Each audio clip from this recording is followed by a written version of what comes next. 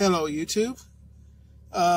Just making a quick video. I'm just got to work, and as you notice, the check engine light that was always on in my videos is off, and it seems like it was because of a bad catalytic converter.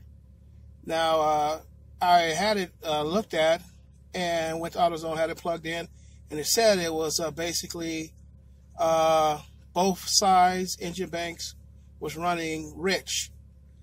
I replaced oxygen sensors, the front and back ones. Light came back on. Replaced the two main cats. Light still stayed on. So I basically drove the car like this for about 1.5 years until today.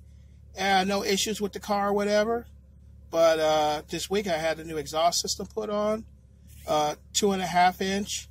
And also I had a new catalytic converter put on, the third cat, with a Flowmaster 50 states legal cat. And as you can see, the light's off.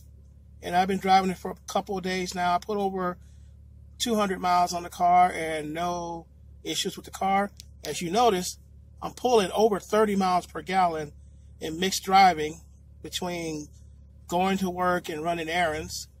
And the car runs great. The car has no issues with that check engine light coming on. And and that's not bad for a car with over 230,000 miles on it and a lot of mods. So I guess that'll be it.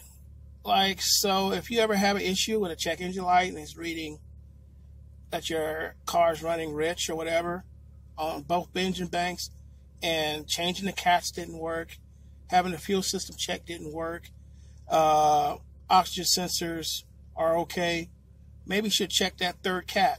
Maybe that's the problem. In my situation, it was.